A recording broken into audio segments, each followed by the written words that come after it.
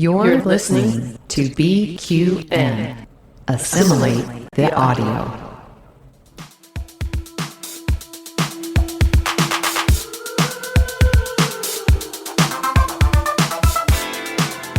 Welcome, listeners, to another episode of All Good Things, the Star Trek Universe podcast here on BQN and the Fandom Podcast Network. I'm your host, Mark, and with me today is Christos. Hey, Christos. Good morning, Mark. How are you? I am good. I feel refreshed, invigorated, and not at all high like I was at the STLV dinner. Honestly, what's funny, I when I edited last week's episode, and like when I pitched that to you, you were at the end of the table at that dinner. You weren't sitting in, I guess in my quadrant, as we would say. So I had no idea that was going on. So when I just said, Mark, hey, tell us about the dinner, I totally meant that in all sincerity, not hey, let me throw it to Mark, who I know doesn't remember anything. Well, I guess that means that I was passable when I was at the dinner. Yeah, well, I was passively conscious. Well, we call that not being sloppy, Oh, that's great. Yeah. I'm so glad. Yeah. I try my best when I'm in that state to keep it together. So I guess my years and years of drug use have paid off where I can get away with it. Yeah, right. What do they say that blazing does mean? If you stay high, nobody knows you're high. There you go. Well, speaking of being high, whoops, with this one, you want to talk about it a little bit? Yeah. I think as Amy and myself and you and whatnot, we're all excited and throwing out all the names of everybody who was at the network dinner. Somebody forgot to mention that our own Patreon, Paul Wright Jr., was there. So shout out to Paul. Always good seeing him. And by no means was that intentional. No, absolutely not. And what the irony is that, each year that I've been to STLV, one of the most welcoming, warm people that I could meet is Paul. And he's one of the people I look forward to seeing the most at STLV. No kidding. I love seeing Paul. He's always so warm, friendly, personable, funny. And he's just a great guy. So the fact that he was omitted for the conversation is oh crap, because Paul's great. We love Paul. Yeah. I think I have some pictures. We'll have to post them in the BQN to prove that Paul was there. He was there. He was there. And we love you, Paul. Yes. Well, now it's time for All Good World. From Las Vegas to Boston, USA to Canada and South America, from the United Kingdom to South Africa, from Russia to Australia, the South Pacific and beyond. This is All Good World. Each episode, we highlight a different location around the globe where this podcast has reached. Today's episode, we'd love to give a special shout out to the Philippines. Now, the reason behind this shout out is that one of the stars of Star Trek Picard, actually two of them to be honest, Isa Briones and her father John, are also of Philippine descent and both had roles in Star Trek Picard. So Isa Briones, of course, played Daj/Soji, and her father John, I didn't get his character's name, but he was in season 2 of Star Trek Picard as the first lady. President's the first lady, the first husband. So he had a very memorable performance. Actually, he killed it. He was sinister in season 2. So really good job. All right, Mabuhay. Well, this week we are going to be talking about, as part of our Taking It From the Top series, and I can't believe we're this far along, we don't have a theme, but at this point, we're going to be doing the final episodes if we do the first episodes. So maybe we'll have a jingle for that, but we're going to be talking about season 1, episode 1 of Star Trek Picard, and this is titled Remembrance. At the end of the 24th century, and 14 years after his retirement from Starfleet, Jean-Luc Picard, Sir Patrick Stewart, is living a quiet life on his vineyard, Chateau Picard, when he is sought out by a mysterious young woman, Daj, played by Isa Briones, in need of his help. He soon realizes she may have personal connections to his own past. Yeah, it feels really appropriate, of course, to be doing this series only on series that have completed, so that we have the whole perspective of, the pilot versus the entire series. And I was going to say, it was quite jarring to go back and watch this pilot episode, if you would say, of Star Trek Picard, after having just spent, a lot of time in season 3.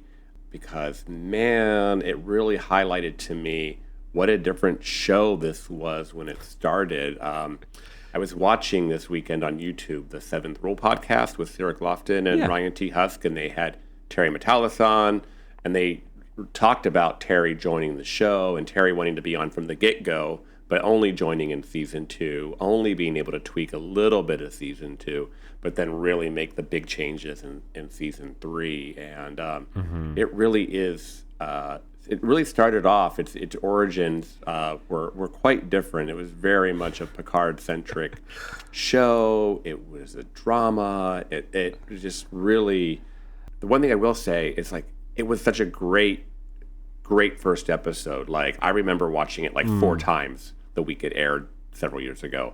And, like, it's still, after watching it again, it's like, wow, it's a good episode. So my question for you is, do you think we should do another Taking It From the Top with season 3 in the first episode? Because it is a different show. Well, yeah, I don't know.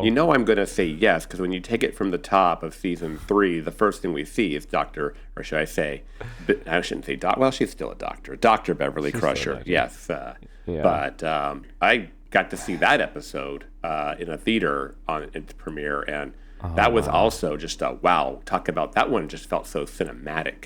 So that's, I'd be totally down to include that, because it's like, they did make Picard to be like 3 different stories, 3 different chapters of a arc. There's like their own little things. Like, so you can take any season of Picard, but on its own, and just kind of run off and watch it. They're all have their own different feel and look and personality.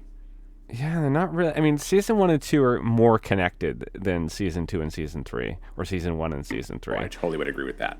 But yes, so there's a few things we're going to cover today, as we do with the Taking It From the Top series. So if you guys have listened to the other ones, you'll know we're going to talk about the premise, we're going to talk about the characters, we're going to talk about the structure, and the hook and promise. These are what typically gets covered on these Taking It From the Top series. So the premise of the show. From this episode, do you have a sense of the premise? Like, is it going to be a drama, a comedy, procedural, what have you? What are the characters going to be dealing with? And what are the themes / messages? So, let's talk about that a little bit. From just looking at it as a premiere episode, having not seen any other parts of this show, Picard, going in blind, do you get a sense of what the premise is and who the characters are? What do you think? That's a really good question, and I think it's kind of a twofold answer to this. I struggle to know or think that could anybody who's never seen Star Trek The Next Generation, the subsequent movies, et cetera, would they truly enjoy this show? Because I feel like I'm watching it, and I'm like, you really need to rely on that backstory knowledge of who Picard is and what he's been through, and who Data is and was, and what, and that story. And even as they start to connect other things to it, bringing in like Agnes Girardi, and they're referencing Bruce Maddox and whatnot, I feel like, how would this play to a complete stranger or somebody who's only like not intimately involved with Star Trek, but just casually, so seen a couple of episodes, right? Maybe. So I feel like this show is meant for a fan, at least season 1, I should say. It's really meant for a fan, because I feel like you would not enjoy this show so much if you didn't get the deep connection. Now, having said that, being that person who has all the background knowledge that is necessary to watch all the prerequisites, we should say, I love it, because you're just like, oh my God, this is like, we're picking up the story of Picard, and who's this android, and oh my God, how is she part of Data? How's Data part of her? And and you're going into the Starfleet Museum archives or whatever, and you're looking at all Picard's stuff, and you're like, there's so many Easter eggs, and you bask in that. But, I don't think it was overdone. But, it's just like, I feel like this show just kicks off with this big mystery out of the gate. So it doesn't necessarily feel like a pilot. Maybe that's the best way to say that. It feels like a continuation of this guy's story. Yeah, that's interesting take on it. I don't know if I watched it with that in mind when I saw it this time around. Maybe it's because I had seen the seasons 1, 2, and 3. But to me, it was kind of jarring and starkly different from season 3 and starkly different from, season 7 of TNG. And where we're talking about taking it from the top, and, we've covered all of the previous series inaugural episodes. I'm thinking about like the Deep Space Nine episodes, setting up who these characters were, what's going to be happening. Like, we didn't know, they didn't have any backstory. Like, we didn't know who Sisko was. We know O'Brien, but that's about it. But we got to know them in that first episode, all of the characters and sort of where they would be going, right? So it set it up so that episode 2 would sort of be whatever the show is going to be. Star Trek Picard didn't necessarily, for me, do that. In all the interviews and stuff leading up to, Patrick Stewart kept saying, this is not continuation of what we did on TNG. This is a completely different thing. It's a departure. We're not going to have the cast back together. We're not going to be on the ship, blah, blah, blah, yada, yada. And then, bam, the opening shot is just the D, and there's Data. And it's like, what? Wait a minute. Yeah. But then he really isn't. I mean, he comes back and has some cameos in this season 1, but he isn't one of the main players, right? And the D isn't like the main ship. And Daj, who we see through this full episode, isn't in it after this episode. Like, who is in this episode after season 1? You know what I mean? I mean, Girardi's there. Yeah, that's true. I mean, it really, you meet Daj, we lose Daj, all in the same episode. We only get introduced to Soji at the very, very end of the episode. I guess we meet Laris and Siobhan, but, we don't know their story unless you had read the 3-part comic book series that introduced them ahead of the series, which we can get into the whole idea that you need all these other outside the show elements to kind of get what's going on in the show. You meet Picard again, who is a very, very, very changed man. He's gone from being last seen in Nemesis, I guess, as our strong leader, to a man who you're reminded at how old he is. I mean, in the scene where he has to run with Daj toward the end and he can't keep up because he's basically an old man. It's pretty like, oh, this is not our Picard. This is a hardened, bitter, I would say. I don't know, retired, as he says it, I think at some point in the episode, I've been sitting here waiting to die, not living, It's not our Picard. So I think that opens up the mystery of what happened to get him there. Yeah. Well, I think this is a good segue into the character discussion. We can break down and talk about the characters. I appreciate you bringing up that quote because it's such a good quote. And Michael Chabon was the showrunner for season 1. And I think it was great. I mean, he's won a lot of writing awards and whatnot. And he wrote... Didn't he write... I think he wrote Wonder Boys, which is one of my favorite films. I love that film. And that was also a story about an older gentleman sort of coming into a different stage in his life and trying to figure things out. So that's kind of interesting. He's back to that. But yeah, so it is a very different Picard that we're meeting here. It's not TNG Picard. It's not Nemesis Picard. It's a very different Picard. And that we had to, as an audience, wrap our head around. Yeah, it's interesting, and like I said, I'll add on to that comment I made earlier. There's a 3-book comic book series and a novel called Last Best Hope, which really, I feel like you need them as a companion to understand the season of Picard that we got, season 1, and especially just kind of where the state of the Federation is, the state of the universe, the galaxy, the politics, and everything. And I read them, so that's great. I know all of it, but does it hurt, not knowing what happened to Picard in detail what you get in that novel, does it hurt as a viewer? I'm not sure if you've read the novel or Mark, but the perspective, like you get the whole part of the Romulan relocation effort. You meet in Rafi at length, and the fact that she served as his commander, and you really get to know Rafi and see her marriage kind of falling through the course of that book, and all the things that will eventually inform our season. Elnor, everything just comes out in that book. But again, for this episode, yeah, true. None of them are in here. And what if you are coming to this blind, never seen any Star Trek at all? Who are the Romulans? Why should I care about this guy Picard? Like, he's rich, he's in a vineyard, but I thought they had no money. This is Star Trek. Like, there's a whole bunch of things that I just feel like as an entry-level episode is a little weird. Oh, yeah. The choices are a little weird. Okay, Daj Soji. So here's one of the weird things. We have a character, Daj, which we start to care about through this and learn about her life, learn about, her family, her relationship with her mother, her relationship with her father, like all of these things. And then she gets Romulan acid on her, and then she's gone. Yeah. You're like, what? Yeah, and how that explosion didn't kill Picard, that's the whole thing. I don't know, because he's that fragile.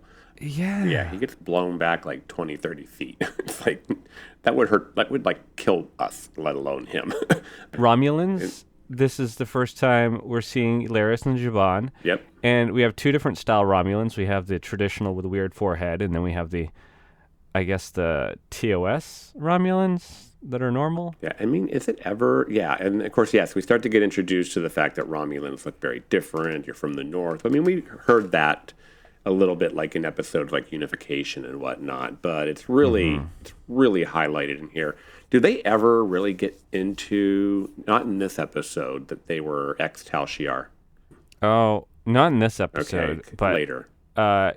Yeah, I think maybe episode 2 or 3, while they're still part of the show. But again, Yeah, only like 3. they're not after that. They're only like in 3 episodes, and then like poor Zhaban, we never see him again. I mean, he just died. No, and they don't really explain He it. just died. No, they say he had a heart attack and died or something, but he died. Yeah, he's dead. So she's single when we meet her in season 2. But I think I remember that being like the big, everyone loved Laris from the get-go, especially in this first episode, and especially by the second and third when she really starts to help him and we get to see her kick some ass and whatnot. So, I mean, Laris and Zhaban are kind of throwaway characters in season 1. They're only there to serve their purpose, not necessarily be part of the show. Same with the dog. Yeah. The dog is as much a character as Laris and Zhaban with this episode. And you think, oh, well, is the dog going to follow him on to his journeys throughout this whole season? Is he going to be a big part of it? They seem close. They have this relationship. But, Well, speaking of the dog, I think it's just a little awkward, the scene where Picard is talking to the dog in French. It's like we're trying to go back and kind of address the fact that Picard was supposed the elephant in the room that he was supposed to be a Frenchman. He has this big British accent, and we never really heard. I mean, there might have been a line or two here or there in French, but mostly it never really made sense that he wasn't cast as just an Englishman and not a Frenchman, as they should. So I feel like this scene is meant to be like, oh yeah, look, see, he speaks French. He's French. Blah blah blah. You know what I mean? And it's like it's just weird. Amen to that. But I did snicker and smile whenever he speaks in French. I'm just like, oh, that's cute. Picard's speaking in French. Yeah.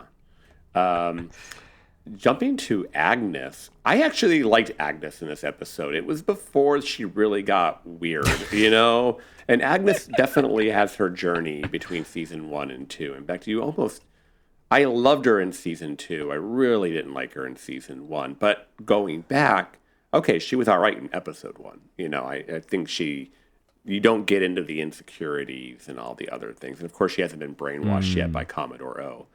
So I guess there's more to come. More to come.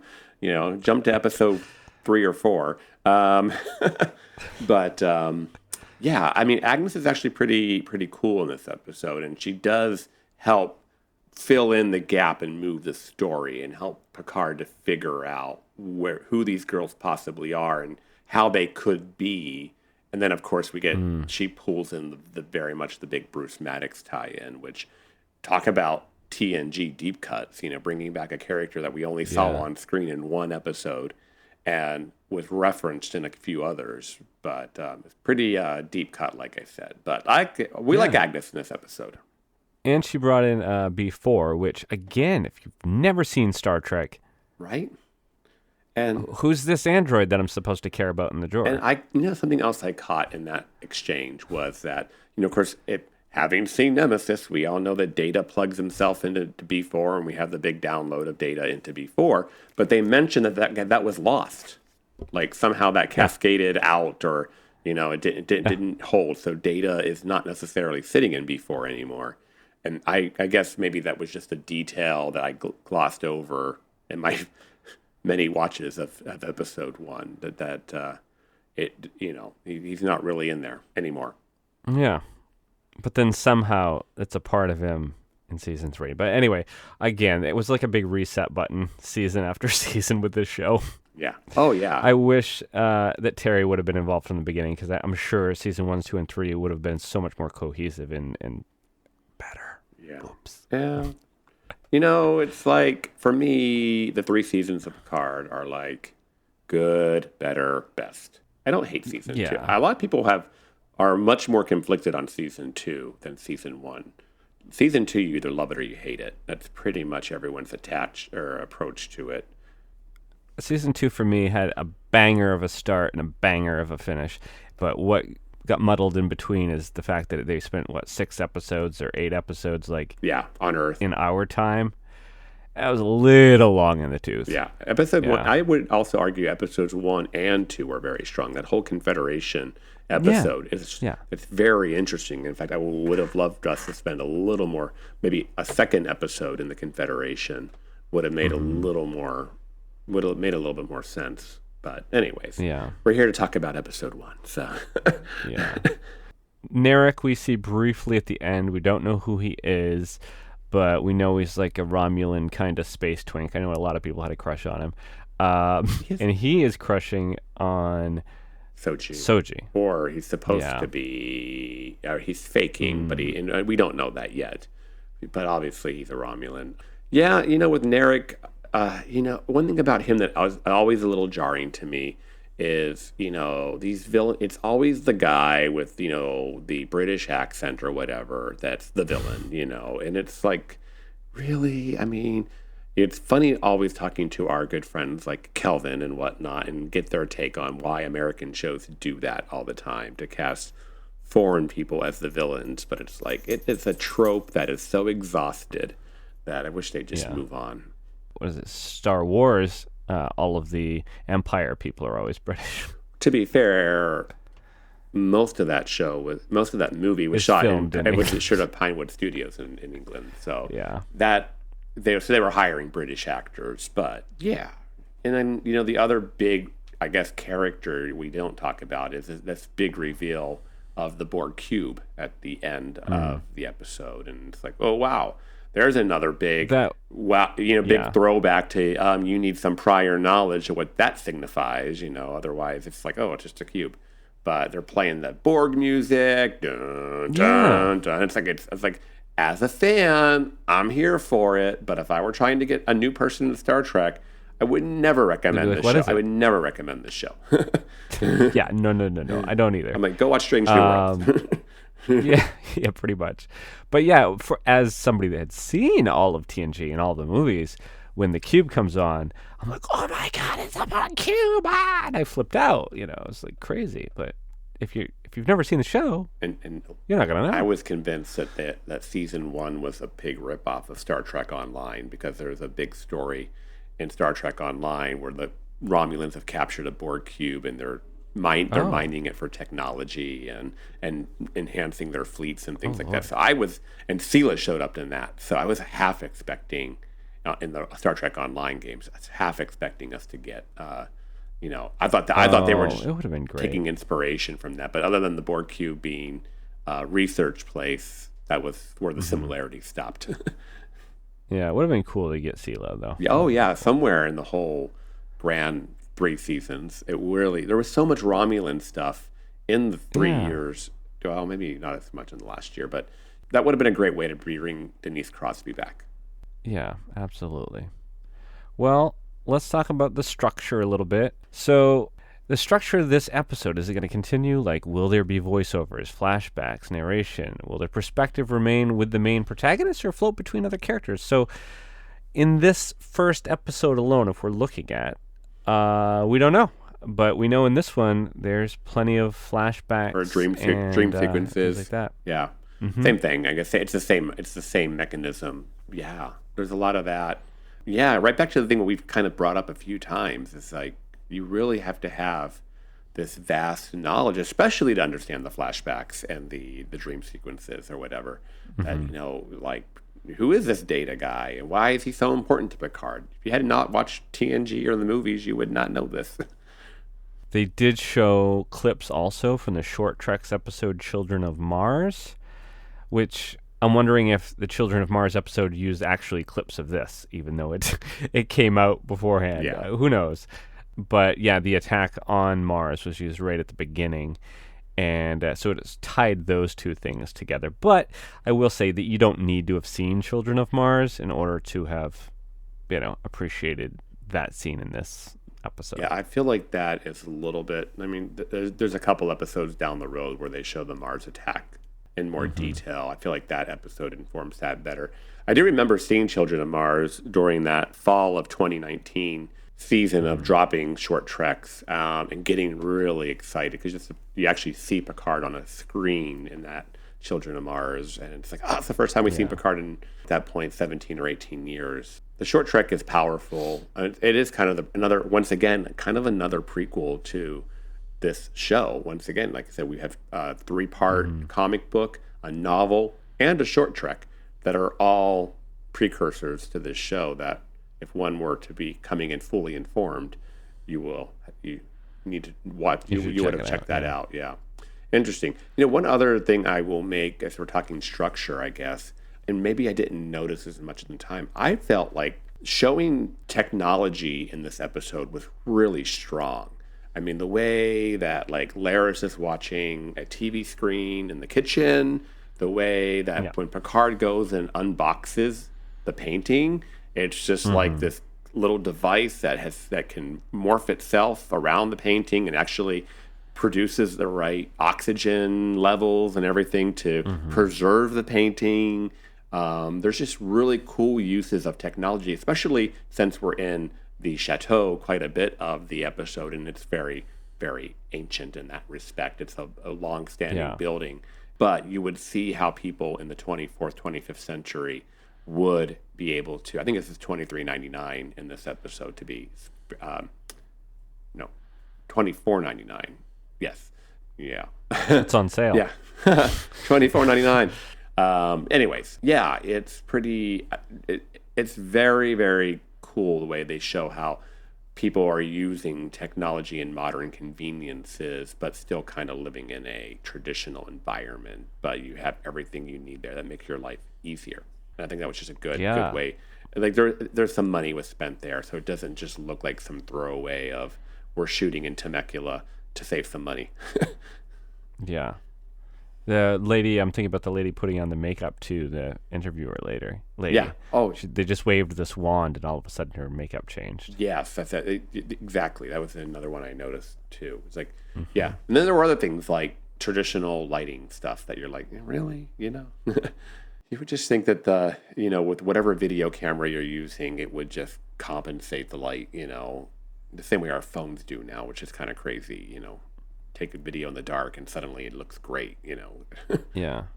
So I like the use of the lady that was walking through the archives, who was a hologram, and she was a little bit snooty, but also like trying to play with humor a little bit. It was reminiscent of the Doctor, and I love that they did that. Yeah, and it's almost like it leads you to wonder, or like, after the Doctor returned from the Delta Quadrant, did his programming lead to further development of holograms and whatnot. I mean, it's a little headcanon we can tell ourselves, right? That how he evolved for running for so many years, and that's addressed in a few episodes of Voyager toward the end. That he became more sentient in that respect, and I think you see that. I totally get your point. That hologram totally gave me Doctor vibes. Yeah, they got a good actress to play the hologram. Yes. Yeah. So, hook and premise. Okay. Leave some storylines open to be continued. Let your story be messy a bit longer. Give them satisfaction/closing with the promise that you're leading them to better stories /themes. What did we think about this episode as far as the hook and the promise? Oh, I think it's strong. Well, like I said, as long as you're coming in with the premise that you're a fan. Okay, so we need to you need to accept that, I guess. We know enough about some of the people and at least the history and the storyline that we're like, holy crap. And this is a 10 episode story. It's very serialized. Yeah, it's very much that 10-part story, and this is only part one. And part one needs to get you interested, and it needs you to want to binge right into episode 2 specifically. And I think that's, some of the good and bad things about Picard. It is definitely binge television, not weekly. So anybody who's starting it now gets the benefit of being able to binge it. So yes, there's a lot of big stories, a lot of questions by the end. What are these Romulans? Why do they want her? What's the deal with synths? What happened on Mars? What is the Borg cube? And why do they have this Borg cube? How do they have this Borg cube? And by the way, I don't think that it's ever explained in the course of 10 episodes. It just kind of stopped working one day and they found it. I don't know. Well, wasn't it because of the crazy lady there, Ramda, that she broke the cube? They tried to simulate the cube with Romulans. Yes. That Borg cube tried to assimilate a Romulan ship, and they became messed up. They got I forget, the Jat Vache. They got that imagery that kind of because of the admonition. The one that sent Agnes kind of nuts. Yeah, I guess I take that back. It is later, why they had the Borg cube was later explained. But there's just lots of questions. And of course, that's not really answered in this episode. So that's question marks. And is anything answered in this episode? I feel like there's no closure in this episode. It just sort of ends. Well, we start to figure out, the one thing is, in the beginning, you don't know who Soji or Daj is, or I should say Daj, but through the episode, we figure out that she's an android and that she was created using a piece of data and whatnot. So there's some development of the story or answers, enough that you're getting more pieces and you want to keep going. So it's not left. I would say that's the biggest answer that we get in the first episode, and we're not left hanging. Oh, as far as Soji/Daj's backstory. Yeah, we start to get pieces of, okay, so they're not humans, they're androids, and we figure out that it must have been Maddox who created them in using, some neurons from data. So there are some answers, but they only lead to more questions. So, and that's what the story should do. By getting some answers, the audience's appetite is satisfied, but more questions arise and you want to keep going. The pacing for me was a little weird with this episode. And actually the first half of season 1, to jump ahead a little bit, it's like sort of a slow burn and starts picking up 3 or 4 episodes in. Yeah. And by mid-season, it's like, okay, we're starting to cook here. But I don't know. It's interesting because, again, going back to season 3, which is its own thing, at that point they're hitting the beats, ba-dum, ba-dum, ba-dum, ba-dum, ba-dum, through the course of the whole first season. Yeah, I feel like... third season. Yeah. If I'm not mistaken, they don't even get to space until the end of the 3rd episode. So, talk about slow burn. And people, I get it. They said from the beginning that this was not going to be Star Trek The Next Generation or a continuation of, But, it's Star Trek, so we expect to get to space at some point, right? And be Yeah. on ships or starships and see all that. So it is a little bit of a slow burn, but, ultimately, it's not a bad episode. It definitely, as a pilot goes, with the caveat that you must be a Star Trek fan that knows the history behind these characters and that universe. If you accept that, it's a very good pilot. I think, this is a good spot because we're already kind of in final thoughts to pivot to final thoughts. And my question is, how well does this do setting up the whole series of what Star Trek Picard would be and getting people hooked to watch it as a first episode of a series? How well does that do as somebody that's coming in blind, not knowing Star Trek? I think it's a massive failure if you say it like that. I think instead Star Trek, that's part of the downside of having 57 years of Star Trek is you can't, and especially trying to keep everything in canon, as they would say. And, if you're going to pick up somebody who's already had, 180 episodes of TNG, roughly, 4 feature films, and then obviously, if you just throw in the whole Berman universe of DS9, Voyager, and TNG, and the continuation of that timeline, then you're like, how can you not reference it? So this is where Star Trek kind of hurts itself, and we want this, right, the fans, but when you're a franchise that's looking to expand and add new fans. When we solved that problem, they totally made Strange New Worlds, that show. That's a good entry point, but still references what's come before and what's to come after. But, Picard, it's just, I feel like if I just took one of my friends who's not really into Star Trek, even if he was only casually aware of it and said, watch this, I feel like I'd be pausing it and explaining everything. And that's not the experience you want, right? But for you, personally, when you watched it, yes. You said you watched it a bunch of times. Oh, yeah. I was so excited. Cut to the, January 2020, which when this aired. And, I think I watched the first episode, 4 or 5 times in the first week before I even got to episode 2.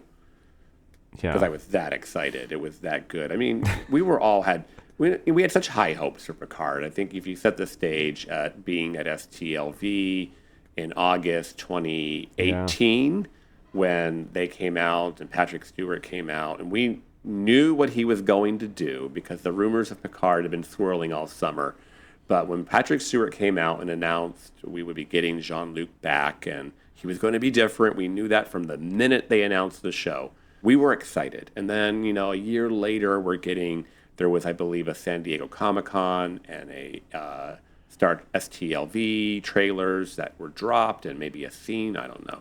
Then we start to find out about Data, and then 7 of 9 is going to be in this show, and we're all losing our shit, and we're ready for Picard. So by the time it finally got there, episode 1 hit, and it hit well. That's how I remember it. And honestly, upon rewatch today, it's still a really good episode of Star Trek. I got really excited, and I can almost tell you, Mark, that I'll probably be continuing on a Picard rewatch. In fact, cool. It's August 27th, and I think September 4th or 5th is the season 3 DVD Blu-ray. So maybe in the next week, I can get through the other 19 episodes of season 1 and 2, be ready for that Blu-ray. And it's like when you tell people to rewatch Star Trek Picard, it's only 30 episodes, so it's not the biggest task. You can watch 1 episode a day and be done in a month. Yeah. But I feel like the episode holds up really well. Here we are 3.5 years later, having now seen the arc of the 30 episodes. Like you said, in a future episode, we could always discuss season 1 versus season 3. I feel like you really do have to watch Picard and think of it as, 3 different anthology series. Yeah, so that's what particularly I think we'll only get this kind of discussion from this show. I don't think we could say that about some of the other shows where they're distinctly different season to season. That's a unique thing to Picard.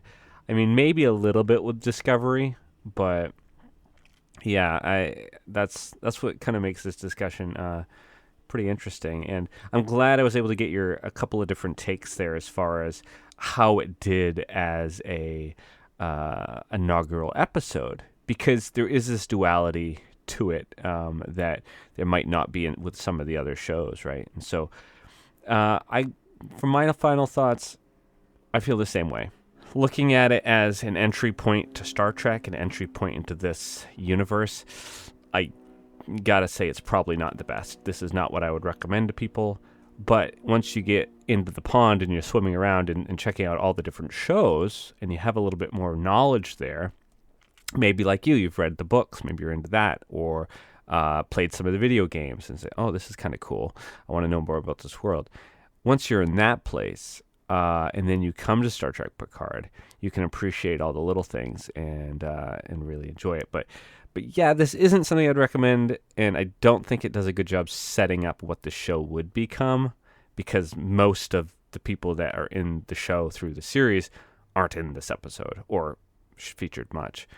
But with my knowledge of Star Trek, with seeing all of it, going into this, like yourself, I was extremely excited. Loved this first season. I remember when it came out at STLV that Picard was going to be coming back. There was a good friend of mine. His name was Chuck, and Chuck and I used to watch Star Trek Enterprise together as it aired. I'd be hanging out with him, and we would watch all the episodes and really loved it. We'd always skip the intro, and he was so excited. And regretfully, there was sadly, there was an accident that had happened, and Chuck did not make it to be able to see the premiere. Oh. But I thought about my friend Chuck every episode of that first season. Every time it came on, I was watching it for him. I was watching it with him, wherever he was.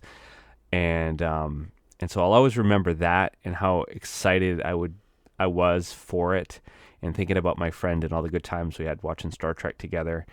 And it is generational. It does connect people. And it's something that will always be special for me. Whenever a new Star Trek series comes out, I'll always be really excited. This one in particular, like I said, for my friend Chuck, I'll always have that memory to connect it with too. So that's very nice. Yeah, so I do love season 1. Critical of it as an entry point, but if you throw that out the window, it's a great show. Yeah.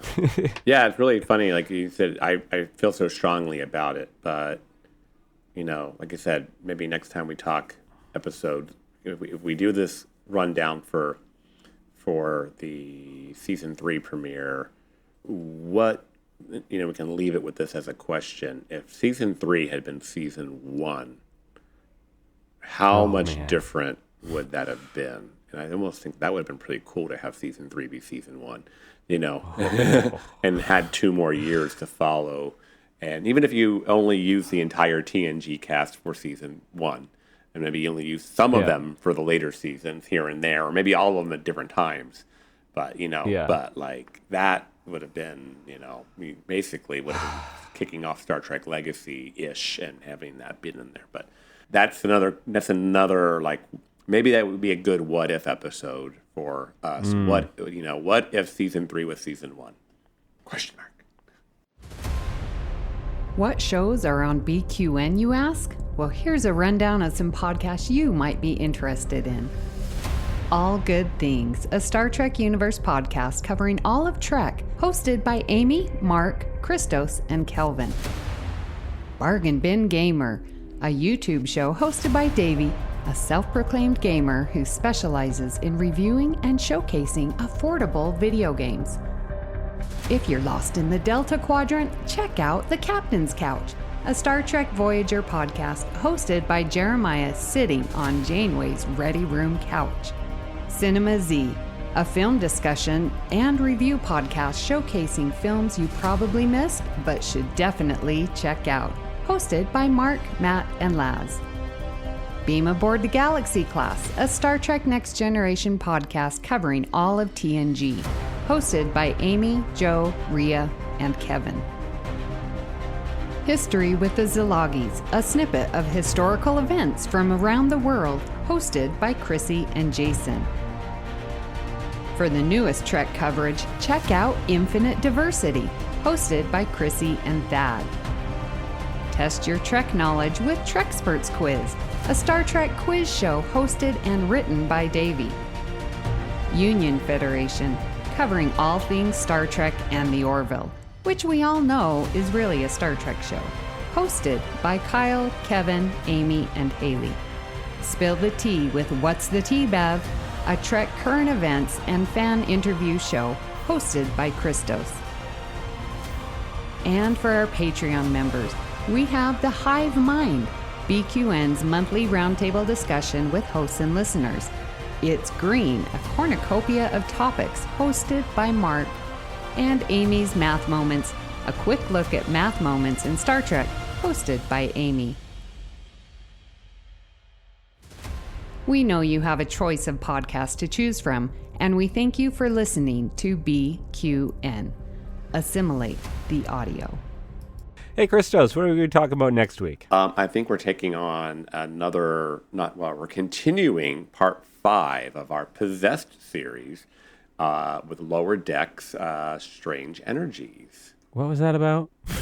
You know, I think I know what episode this is, but I'm definitely going to need to rewatch it, which is totally cool because we are quickly approaching the premiere of season 4 of Lower Decks. So getting to do anytime I get to rewatch an episode of Lower Decks, it's really, it's a good way to get excited about it coming back. Another one that, with Lower Decks, we only have at this point 30 episodes, about to have 40, but 30, and they're like, of course they're 22, 23-minute episodes or 25, whatever, but they're even shorter. So, in my mind, in my headcanon, there's a lot more episodes of Lower Decks than. But they pack them in. They pack them in. Or, you know what it is? Because there's just so much in an episode. You almost have to watch an episode 3 times to get everything, and you all the references. And my saving grace has been turning on the subtitles because you get they talk so fast in Lower Decks that you don't always hear it. It's like when I watch Ab Fab, Absolutely Fabulous. Oh, the humor, it's British humor, and they talk super fast and the different accent and everything that you're like, I missed half of it, but I still think it's funny. But when you watch it over again and again, you get more and more out of it. So Lower Deck Strange Energies, folks, that's what's up next. Do your homework. Well, sweetie. We would love to hear what you thought of today's episode. And join our Facebook group, the BQN Collective, to continue the discussion there. You can also tweet your thoughts at allgoodpod. Please follow the network on Twitter /X, Blue Sky, and Instagram at BQN Podcast. We've also partnered with our friends at the Fandom Podcast Network, where you can find us by searching their master feed.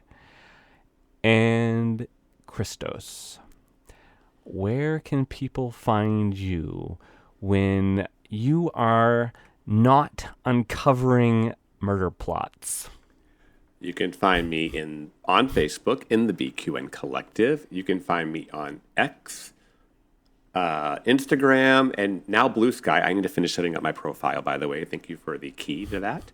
At Greek Geek SD.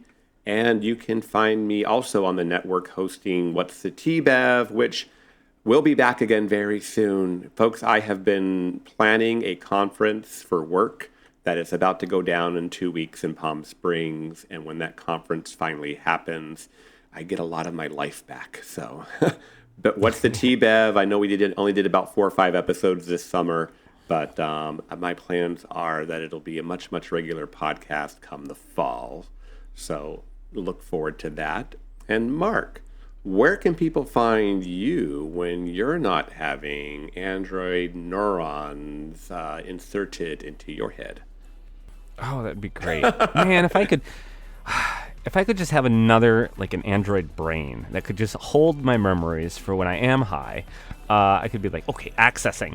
Maybe slower, but it would access. Like that thought or that idea that you had when you were high that made total sense, yes. but you cannot recollect when you've come down. Yes. Well, when I'm not doing that, you can find me, of course, in the BQN Collective Facebook page. You can find me on Blue Sky at MW207. And, well, you can listen to my show, Cinema Z. And we discuss some of our favorite films. We have cocktails. We reenact scenes from the movie. And it's completely ridiculous. And, I hope that some of our listeners will tune in. We do occasionally make Star Trek references, although it is not a Star Trek pod. But I think that, if you're listening in your car in the morning, you want to listen to something funny, it's another good show to check out. Nice. Please hit the subscribe button on Apple Podcasts or wherever you get your podcasts and leave us a star rating and written review that helps others to find the show. You can also find the entire network's podcast with our master feed by searching BQN. At this time, we'd like to thank our associate producers, Mahedran Radhakrishnan and Tim Cooper. And special thanks to Graham Kelly for our opening and closing music, and to our very own Mark White for our artwork each and every week. And listeners, do know that Mark really does spend a lot of time on that artwork. And in many times, he presents anywhere from 4 to 6 options to the other hosts and says, pick one. And it's kind of funny because rarely do us hosts agree on which one is the best. And then it gets even more complicated. That's why ranked choice voting is good. Yeah. Yeah, 1, 2, or 3 in which order? Yeah, seems more democratic. Okay, if you'd like to help us keep all of our shows coming to you each week, you can become a patron of the network on Patreon. We'll add you to the Hive Mind Facebook group so you can enjoy It's Green, Amy's Math Moments, and other network perks. With a monthly subscription of $5 or more, you can join our meetings on the Hive Mind Roundtable discussion on the second Saturday of each month. Visit patreon.com/BQN to get all the details and watch your messages. Thank you for listening. We hope you'll join us as we continue to search out all good things.